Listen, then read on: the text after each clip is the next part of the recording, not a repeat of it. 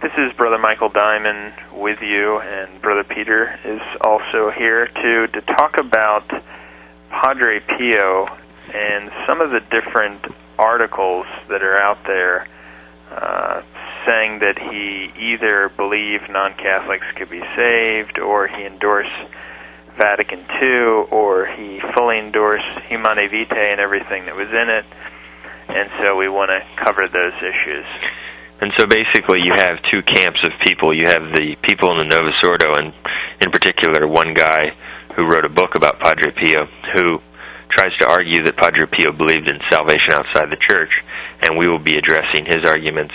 And then there's another camp, even though it's small, of radical schismatics, who argue that Padre Pio endorsed the heresies of Vatican II, and was in full agreement with Paul VI's Humanae Vitae, which taught natural family planning, because he wrote supposedly a letter to Paul VI on September 12, 1968, which contains basically a flowery endorsement of Vatican II and Humanae Vitae.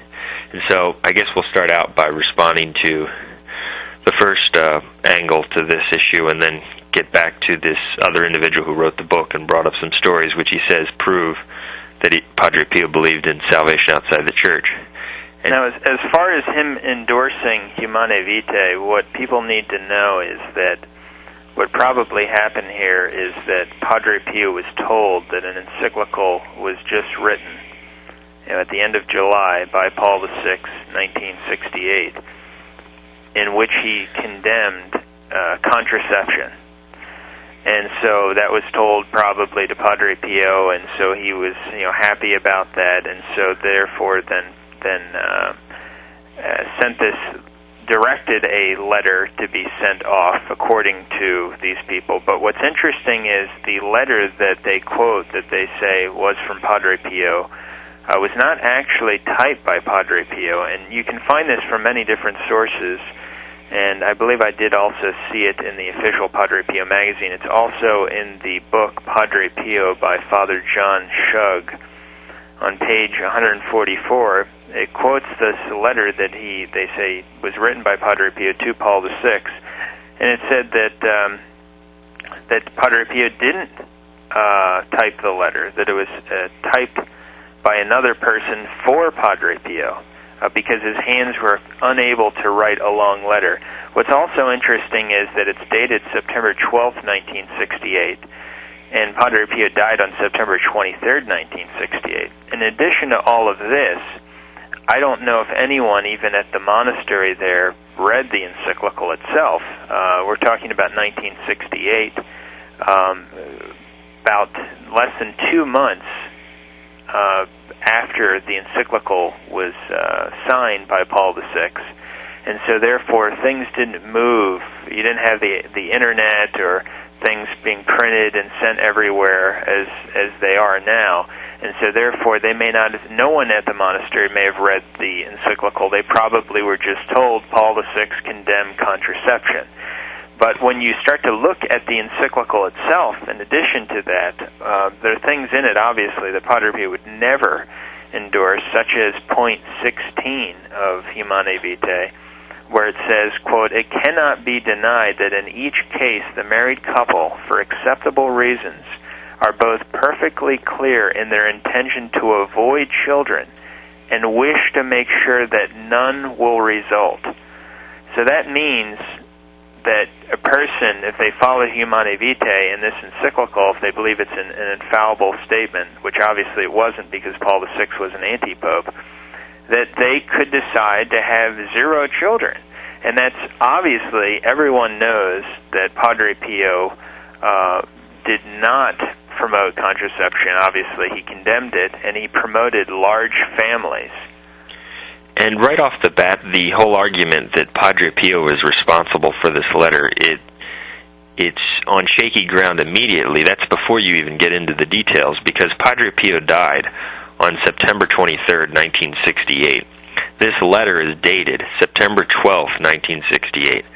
And it's a fact that Padre Pio's health was failing. His sight was very weak at the end of his life. And so the notion that he immediately read this encyclical, which, had they even received a copy, which was just published on July 25th of 1968, that he read it and dictated or pumped out this flowery letter, okay, about it is really, it's not very plausible to begin with. And then you get into the facts that he covered, that they're admitting that he didn't even type the letter. So what happened was, you had a friar basically say, we're going to send a letter to Paul VI praising him for Humanae Vitae, because what the public basically reported about Humanae Vitae is that it condemned artificial contraception. That's what everyone basically was told about the encyclical, which is true, that it did condemn artificial contraception, and for that reason, that angle of it was true. It's only if you actually get into the encyclical and look at it carefully that you'll discover that it teaches NFP. So they're probably just going by the reports that it condemned artificial contraception, and a brother says, this is great, we're going to send a letter to Paul VI about it, I'll type one out. And so the idea that he dictated the words, it's ridiculous. And in fact, even Father Shug mentions here, which is interesting, he says, when he mentions someone else typed the letter for Padre Pio, he says, his own hands were unable to write a long letter, but there's no question that the ideas were Padre Pio's. So he couldn't do it. So that quote fits like a glove with what we're saying, that it's very unlikely that he would have done it, and he's confirming that he didn't do it. And so it just goes to show you that a person at that point in time, if they're told, oh, in their opinion, the Pope has condemned contraception or artificial contraception, and someone's never read the encyclical and had no idea what was contained in there, that they could sort of be happy about that and you know, direct someone to say, oh, that's a good thing that the Pope, in his opinion at that time, he believed he was Pope, wrote something condemning that activity. And going in line with this topic is the issue of people say, well, what about the fact that he died in 68? He died recognizing Paul VI, and this letter says that Vatican II was good. It praises, quote, the lofty teachings of Vatican II. And a similar concept would apply to what we were just saying about Humanae Vitae, that Vatican II ended in 1965. And so Padre Pio, it's very unlikely that he actually studied the documents. He was still hearing many confessions in the 60s. He was a man primarily of prayer. He was saying his Mass. Okay, furthermore, people have this impression that the documents of Vatican II are entitled, we reject the Council of Trent, or we deny Catholic teaching on church unity. That's simply not the case. The documents of Vatican II, you have to actually get into them and read them carefully to see the heresies in them. It's easy once you see, for instance, our material, because we've exposed exactly where these heresies are. But for people who have just heard about the council, unless you've actually studied it carefully, it's not like it's going to appear as notoriously heretical right off the bat. So this notion that he heard of Vatican II and didn't denounce it, therefore he's a heretic, it's ridiculous.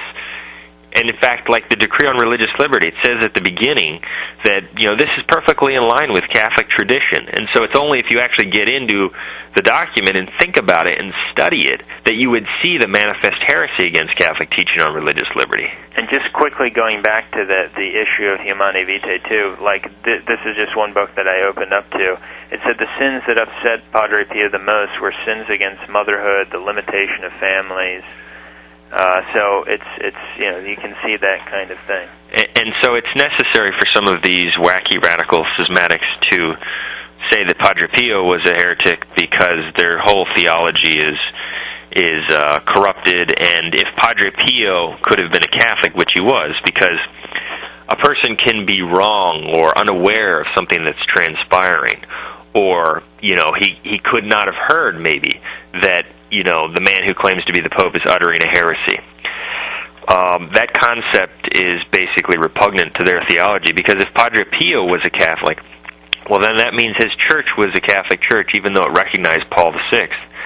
And therefore, not everyone who recognizes the Vatican II anti-popes is ipso facto an apostate. He has to see what's going on and agree with it, or if he's basically imbibed the Vatican II religious indifferentism, he's definitely a heretic. And or if they, obviously today it's a different time because people know about the heresies, and so therefore if you're of a certain age and you don't condemn them as heretics, once obviously you have the ability to know what's going on and don't condemn these guys as heretics, obviously you would be guilty as well. And I think it's an interesting example of how some of these schismatics, they lose all perspective to step back and assess a situation like, oh, well, he wrote this letter. Well, no, actually, if you think about it more and you examine the facts, no, it doesn't actually appear, okay, the way that you think it appears initially. And so there are actually two different guys named Frank that have, one wrote a book on Padre Pio, and the other one is saying that Padre Pio is a heretic because, he accepted Vatican II in his opinion and accepted these anti-popes. But the Frank that wrote the book on Padre Pio wrote an article where he's trying to claim that that Padre Pio did in fact believe in salvation outside the church for non-Catholics and so forth, and he condemns the book that I wrote on Padre Pio, that obviously a lot of people have seen that book that are listening to this program. But anyway, what he says is he calls me, quote, brother Michael Diamond of the non-canonical Most Holy Family Monastery in Fillmore, New York, and then he calls Brother Peter, quote, Brother Peter. What's interesting is that he just recently contacted us, and he said he wanted to speak to Brother Michael, to the person who answered the phone. So he calls me, quote, Brother Michael in the article, but he doesn't stand by that when it comes to contacting us. He calls me Brother Michael because he wanted to see if we'd be interested in selling one of his books. That's very interesting. Yeah, which is, really interesting. And in fact, I went through his book on Padre Pio, and I'd have to say that it's one of the worst books written about Padre Pio that I've ever seen, primarily because of how boring it is. And I would just say that for someone to write a book on Padre Pio or even some other topic, to not make it interesting and put out a lot of effort to do that is really, it gets to be a waste of a person's time.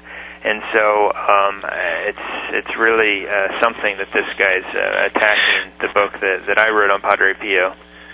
But the heresies that this individual, the heresies he's promoting, are just astounding because he quotes only 3 instances, and his argument that Padre Pio believed in salvation outside the church, it's superficially persuasive to people who are inclined to heresy or who don't look at it carefully. For instance, like he cites 3 examples which he thinks prove that Padre Pio believed in salvation outside the church, but when you actually look at those examples and think about them, you can see that the argument is overall pathetic. And that's what we're going to do. Look at some of these examples. The first example he gives, which he says proves that Padre Pio believed in salvation outside the church, concerns Adelaide McAlpin Pyle, the mother of Mary Pyle, who was a convert and a friend of Padre Pio. And he quotes certain things which he claims Padre Pio said to this Adelaide Pyle, who was a Protestant. Okay, her daughter converted, but the mother was a Protestant. And he claims that Padre Pio told her, let's not confuse her, that Padre Pio counseled Mary to not confuse her mother. She will be saved because she has faith. So there's some translations that say she has the faith. Yeah, and so according to this guy, and rather the book he's quoting, Padre Pio actually told Mary Pyle not to try to bring the faith to her mother.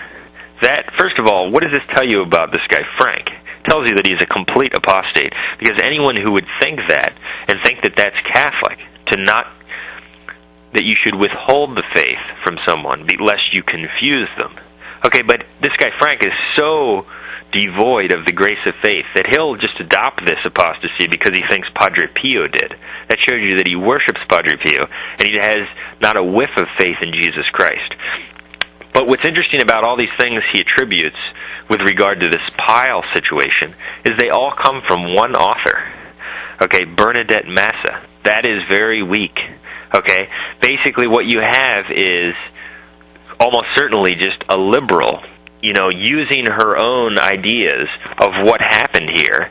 And it's not like you have this from many sources. You have this anecdotal evidence from one person, all these different quotes, where Padre Pio is supposedly indicating that this Protestant, can be saved. And so it's not strong evidence at all. And see, the thing about it is that obviously there's one faith, one Lord, one faith, one baptism, Ephesians 4:5. So he's saying she has the faith. Well, there's only one faith. To have a Protestant, quote, faith is to have no faith. It's not to have the faith. And so if he's saying she has the faith, then maybe what he's talking about is that she basically really believes in Catholicism. In fact, much information has been brought out that she wanted to make a confession to Padre Pio. In fact, this guy Frank even quotes that, how she wanted to make a confession to Padre Pio, but because of the language problem, her inability to speak Italian made this impossible, and Padre Pio heard this, and he was upset a little bit, and he said, she should have tried to do it anyway. As for the language, I would have taken care of that. Does a person that wants to make a confession, does that sound like a person that's a Protestant? No, it sounds like a person that believes in the sacrament of confession. Obviously, usually a person that would claim to be Catholic, not a Protestant. She's saying that she wanted to make a confession. She was also supplying her daughter with a fair bit of money for her activity, her charitable activity of helping people, and with Padre Pio. So the point is that maybe, contrary to reports, she did convert. Yeah, and we don't know for sure. But they quote her supposedly saying this: "Who told you that your mother could not be saved?" So this is what this guy Frank, and he quotes this same author, supposedly Padre Pio told Mary Pyle, "Who told you that your mother could not be saved?" As if he's defiantly saying that. I mean, it's so ridiculous. He's throwing people out of the confession for withholding sins. Well, and also one thing is that he's not saying that, she died without the faith, but she's saved. She who told you that she couldn't be saved as a non-Catholic? He's not saying that. He's just saying, who said that your mom couldn't be saved? She could have made a profession of faith, she could have converted, and so therefore, and he says, well, why didn't he get into that kind of stuff? It's really a moot point. The point is that she's ready to make a confession, and she's supplying her daughter with all this thing for the activities there, and so it's obvious that she at least believed in many Catholic things, and probably converted and accepted the faith before she died, and that's why he said, what he did about that. If indeed that quote is an accurate quote, which is highly questionable, but some of these other things though are clearly ridiculous. That let's not confuse her, don't upset her peace. Okay, so as if Padre Pio advised Mary not to tell her mother to convert. Now, the next thing is that this other person that Padre Pio asked some people to say a prayer for King George V of England, who was a baptized Protestant, and at some point he told some other people around him, he was talking to them, quote, "Let us pray for a soul soon to appear before the tribunal of God." Okay, and so this guy Frank is saying that this is proof again that Padre Pio believed that non-Catholics could be saved, because why would he be praying for this guy who's a non-Catholic? Well, quite simply because he's about to appear before the tribunal of God. The key word is about. And so therefore we pray for people before they die so that they might convert. So this doesn't prove his point either. It's an absurd implication that just because he's praying for the person, that he therefore believes that a baptized Protestant can be saved as a baptized Protestant. It's ridiculous. And that's really how simple the answer to that particular issue is. And then we have the final example, so-called example that he gives is this Julius Fine, who is an unbaptized, quote, devout Jew, Frank calls him. And they say, Padre Pio is saying, quote, Julius Fine is saved. Now what's interesting is that is reported by his daughter, who's a Jew. Yeah, the only source we have on this is an unconverted Jew who happens to be this guy's daughter. Okay, so that, right off the bat, is almost completely proves that this is a false statement. She's going to, of course, want to convince herself that her father is saved without being baptized, without being a Catholic. And Padre Pio was such a well-known person. He was one of the most famous people in the whole world. He was the most photographed man in the whole world.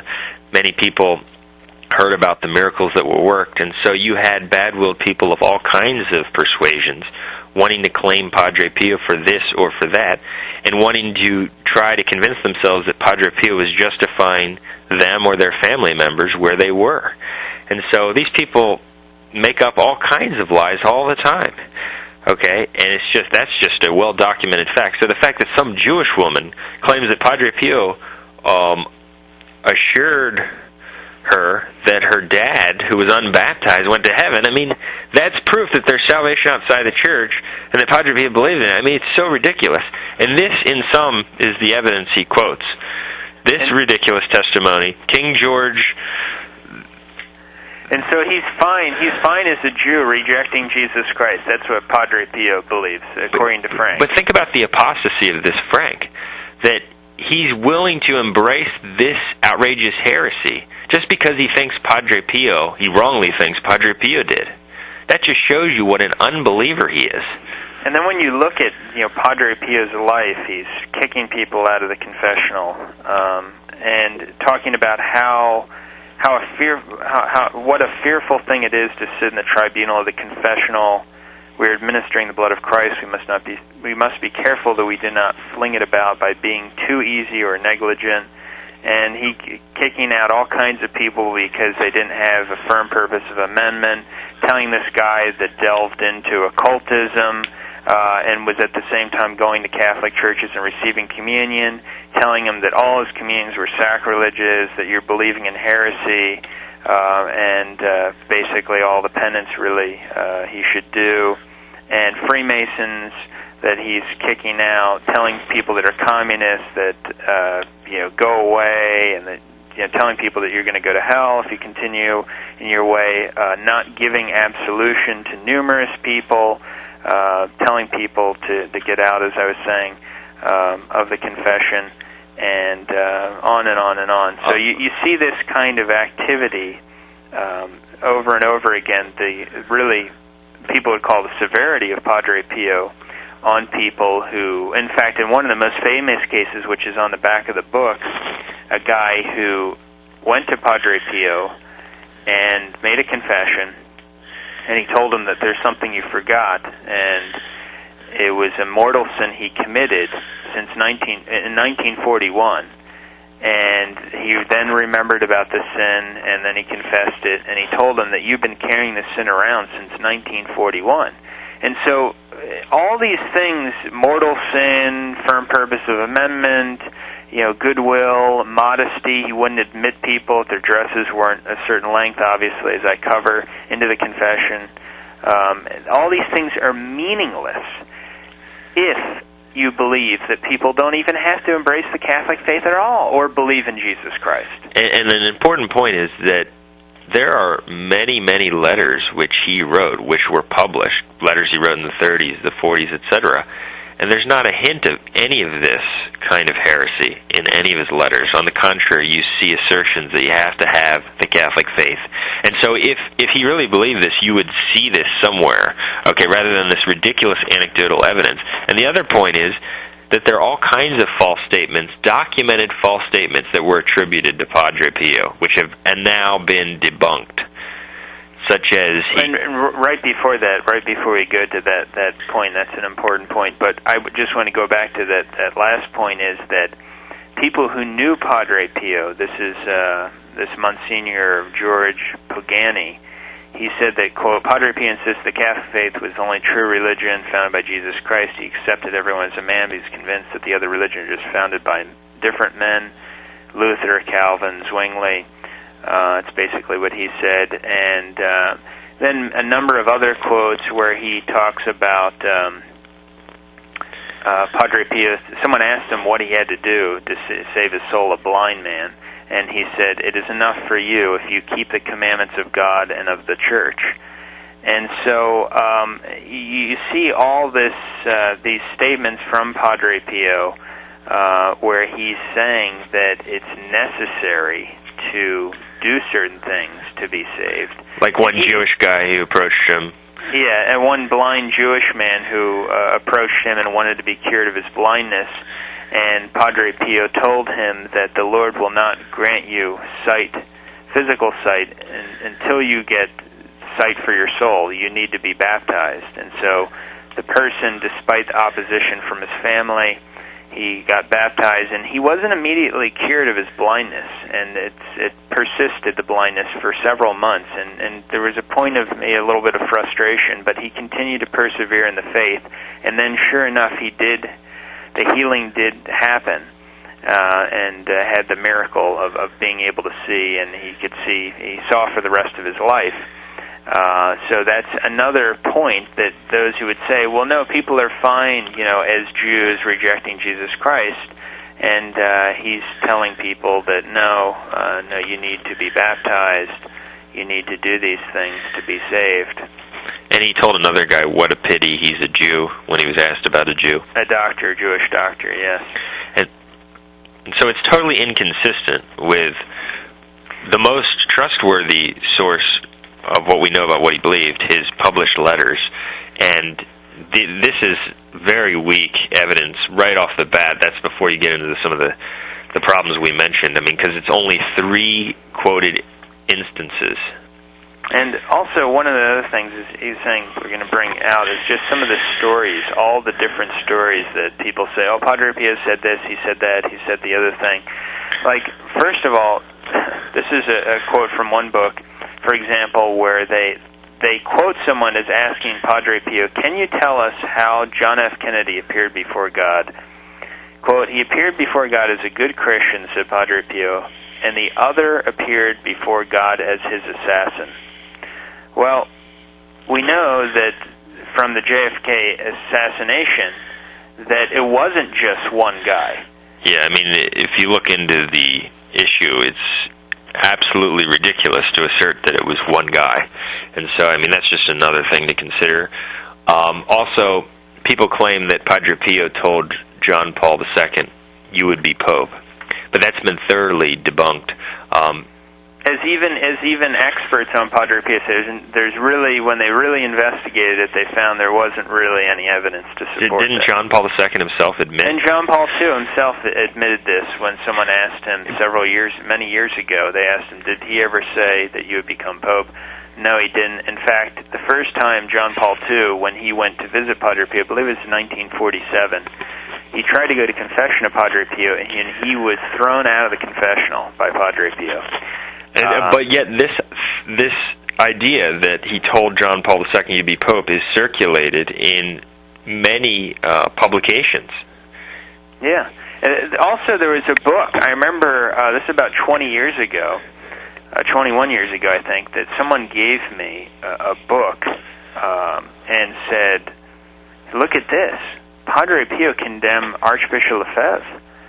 And it had in this book on Padre Pio the quote, supposedly, that Padre Pio said to Archbishop Lefebvre when they met in 1968. I believe it was in March of 1968. Lefebvre happened to quickly meet Padre Pio. And they quoted Padre Pio saying to Lefebvre, I know what you will do. You think you'll be right, but you will be wrong. And the guy said to me, see, he condemned the whole traditionalist movement. and he thought it was really strong evidence. But guess what? Padre Pio never said that to Lefebvre. It's just a flat-out lie. But yet it was published as true and published in a book on Padre Pio. And we've had a lot of experience dealing with people, and we've been, frankly, shocked at how dishonest so many so-called Catholics are, that they will embellish things, they will lie, they will distort. And so it's very plausible that with someone as popular as Padre Pio was, whose miracles were so well documented, as I said, he was the most photographed man in the world at his time, that you would have all kinds of people wanting to claim this or that for, their fancy and their cause, to make themselves look more important, or people they know, or convince themselves of certain things. So you have some ridiculous things thrown out there. And one other thing, another thing, there's a whole thing people are publishing, Padre Pio and the 3 Days of Darkness. This whole thing, people have spent a lot of time and a certain amount of money printing up these pamphlets and his statements and his letter about the coming 3 Days of Darkness. Well, guess what? He never spoke about the 3 Days of Darkness. None of it's true. Here's another book. This is one of the biggest books that has ever been published on Padre Pio, The True Story, C. Bernard Ruffin, page 363. And this just proves to you again how many stories are out there of, Padre Pio talked about this, he talked about that. And he says here that Padre Pio loved Franklin Roosevelt. And years before, when an American badmouthed the man in the White House, Pio had said, quote, "Don't talk that way. Roosevelt is a great man. If it weren't for him, we wouldn't be coming out of this thing, World War II." He expressed high regard for Harry Truman. Now, speaking about both of them, they're both open Freemasons. Truman said that it was the greatest honor he had ever received in his life to be the Grand Master of his lodge, even above becoming president, he said. And FDR was definitely a Freemason.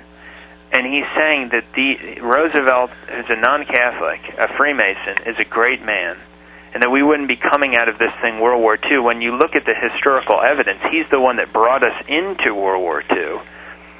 And expressing high regard for Harry Truman, who is a 33rd degree Freemason. This is nonsense. I think Padre Pio said something. They immediately think it's acceptable, no matter how much it opposes all of Catholic teaching, common sense, etc. It's really awful. And contrary to what a lot of people believe, that Padre Pio didn't know everything. There are things that he didn't know. He only knew what the Lord allowed him to know. And that's why, and there's a little section in the book about some of the things that he didn't know. As far as when they asked him about some guy who was missing during a war, was he saved or was he lost? Did he die? And Padre Pio said, concerning Father Lucy of happy memory, I know nothing, but my mind tells me he must not be sought among the living. But it turned out that the guy, he turned up alive, and then he rebuked his nephew because he thought he dropped out of college, and there was actually a letter that his nephew had that explained why he had been able to leave college, but Padre Pio didn't know that. I mean, there are other things. There's also an expensive stone that was given to Padre Pio that he put in the care of another person, and he tried to sell it, or there's some kind of scandal where he tried to sell it on the side and make some money on the side, and everyone was surprised, and they said, how come Padre Pio didn't know when he was given this really expensive stone item, why did he ever put it in the hands of this guy who tried to do this bad thing with it? And someone else said, well, I think that maybe he only knows what the Lord allows him to know. Well, that's right. So these people love to just follow whatever these guys say, or almost worship them. And it really goes without saying that he didn't know everything. Of course, he was just a man. But because there's such a proclivity to worship people who may have been blessed by God with certain gifts, you really have to emphasize the point. It's really pathetic, but they think that Padre Pio, because he was given some extraordinary gifts by God, that he therefore is has perfect knowledge of everything that is going on at all times. It's really ridiculous. Another point that I wanted to make, which really sort of goes back to these radical schismatics who think that Padre Pio is a heretic. Well, there are many, many, many well-documented, undeniable miracles attributed to Padre Pio. And so if Padre Pio was a heretic, as they claim, right off the bat, it's extremely implausible, because what you'd have to say is he's one of the greatest false prophets in all of history. That basically God allowed this person to work all these miracles, well-documented miracles, and he was actually a deceiver and a heretic to keep people in the Vatican II Church. It's really ridiculous, and if you look at the fruits of what he led people to, he led them to a greater devotion to the rosary, the traditional sacraments. He represented the traditional Mass. He was bringing all kinds of people back to the Catholic faith, converting Freemasons, converting communists, bringing people back to the faith, getting people to confess their mortal sins for the first time honestly, getting people to receive the sacraments, getting them to do penance. And he died before the new Mass was even promulgated. And what's very interesting is that is extremely unlikely that he was a false prophet right off the bat. But what is very plausible is that right before this awful punishment of the Vatican II apostasy, which God has allowed, this horrible punishment where the so-called authorities would be in charge of instituting a new religion, and would take over the churches, that God would give a special grace to the world by allowing a priest, to have unusual gifts and miracles, which would basically be a testament to the traditional faith, and would be a great source of direction for the world in terms of pointing them to the power of the Catholic faith right before the worst of the apostasy broke. And so it makes sense that, because his gifts were extraordinary. I mean, he basically had the gifts of the greatest of all the saints in Catholic history. And so he either was one of the greatest false prophets in history, according to these people, or one of the greatest saints in history. Which is more likely? Of course, right off the bat, it would be that he's one of the greatest saints.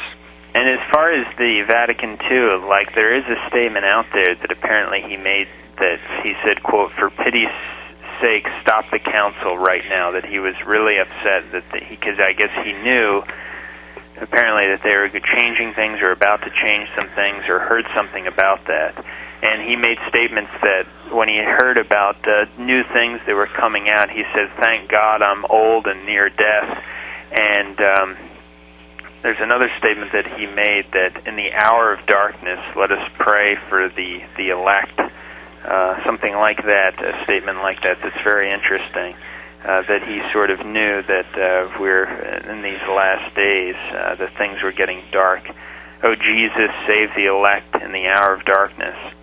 And as he was pointing out, he didn't say the new Mass. He died, Padre Pio, September 23rd, 1968. The new Mass came out April 3rd, 1969.